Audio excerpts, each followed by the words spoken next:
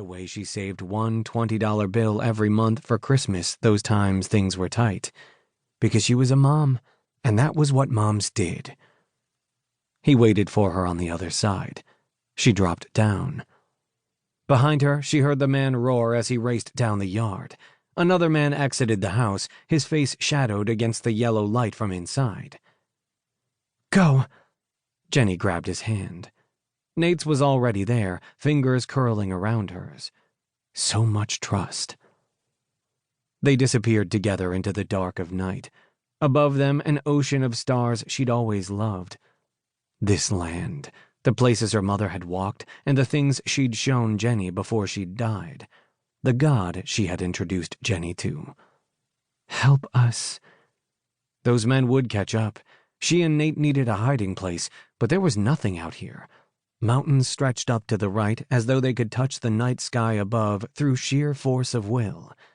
To the left, her town sat at the bottom of the valley. Between, there was only desert. No houses, not even a tree. Cold air seeped into her jeans and the thin sweater she wore over her t-shirt. Nate was in his pajamas, as he'd been just out of the bath when the men had burst in. She'd made them wait so he could get shoes and she could tuck her boots on. A gunshot rang out over to her left, too far aside to have been someone intending to shoot them. Were they trying to force her to stop by frightening her? She couldn't let that happen. "Come on," she was babbling and repeating herself. "I'm going as fast as I can." His words were breathy. "I know." Jenny tried to tamp down the fear. Her shin cried out with every step, shooting fire up her leg, and she thought she might be bleeding. She wanted to tell him she was sorry. So sorry.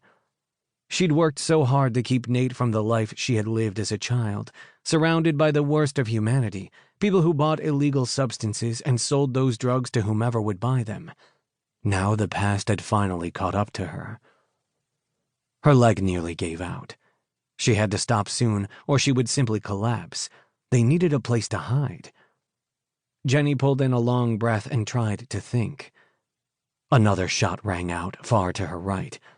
She flinched and let out a squeak. Her son whimpered, and she thought he might be crying. Her heart broke hearing that sound. Jenny stumbled.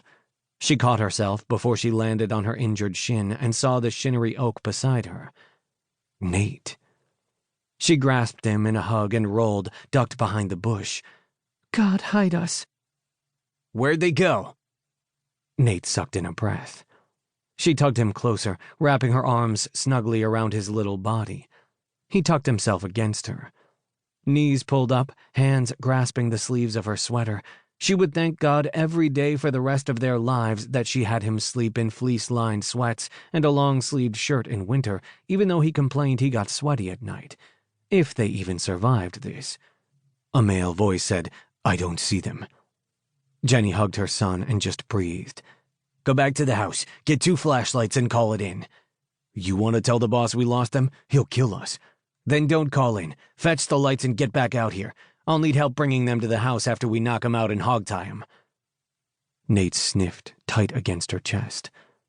Jenny touched her lips to the side of his cheek. He was cold, hungry. "Fine." She heard the one leave. That left the other, the one who wanted to tie them up, close by. Jenny figured they'd reach this far by just going for it. They could do that again. Move and risk him hearing her, or stay and risk him finding them. Nate squeezed her arm. She figured that meant she should loosen her grip on him. He shifted a fraction but didn't go anywhere. Best kidnapping buddy ever. She'd loved him fiercely since the day she'd learned she was pregnant. Now she thought she loved him even more. A twig snapped. They both gasped, tiny noises that sounded like 120 decibels in the night. The man moved off, circling around. When she thought he was far enough away, Jenny tapped her son's back. He shifted off her lap so she could get her feet under her and crouch, ready to spring into action and defend him to the death. And she would die. This man had a gun. Whether he intended to kill her or recapture her didn't matter. She would come out of this only one way if she challenged him. The moonlight illuminated enough that she could see.